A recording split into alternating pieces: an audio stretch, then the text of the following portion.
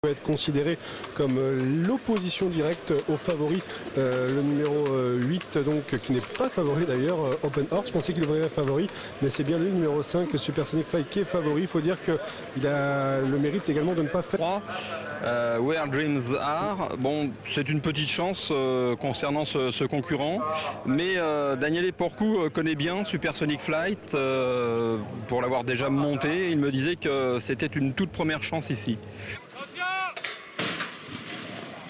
C'est parti justement pour ce prix Nathanaël Arthu, la 6e course du programme avec tous les concurrents qui sont bien partis, même si en léger retrait.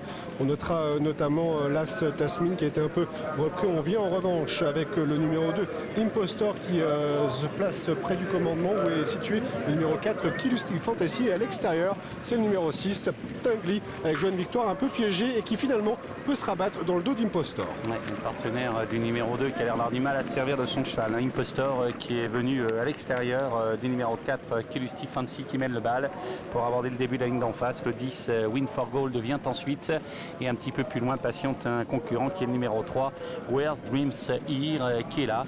Notez la présence de Open Heart qui patiente avec Supersonic Flight, et la ligne d'en face est en vue sous l'impulsion de Killustic Fantasy, tandis que le partenaire du 2 Impostor a l'air d'avoir les pires difficultés à laisser son cheval pour le moment galoper librement. Et les deux favoris qui sont un derrière l'autre en plein milieu du peloton avec Supersonic Flight et Stéphane Pasquier qui sont 6-7e, suivis comme son ombre par le numéro 8 Open Heart et Christophe Soumillon, la Kazakh Wittgenstein, la Kazakh bleue Toque Blanche qui vient elle aussi en milieu de peloton. À l'arrière du peloton c'est toujours le numéro 14 Sonrisa, alors qu'on remarquera également plutôt à l'arrière sur une 3e ligne côté corde la Kazakh de Lucien Betzinger, c'est le numéro 13 Frénésia.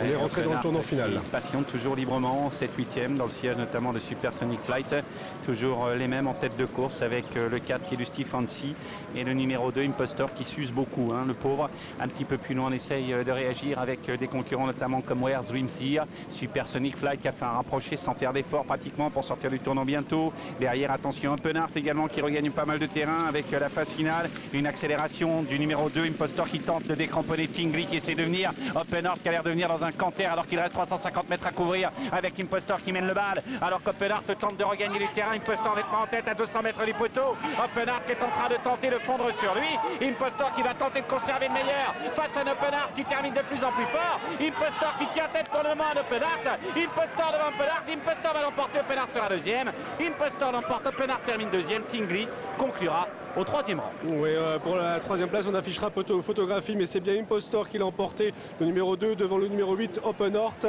et pourtant il avait beaucoup donné comme vous l'avez dit Bruno, mais il a été de la marge semble-t-il. Avec la 3e place c'est pointu entre le numéro 7 à l'extérieur, il s'agit de Sindako, le numéro 6 Tingly plutôt côté corde. Entre les deux on a le numéro 3 Where the Dream Are, donc photo peut-être 7 et 6 pour la 3e place. La 5e place reviendra en très léger retrait au numéro 3, donc Where the Dream Are avec Daniele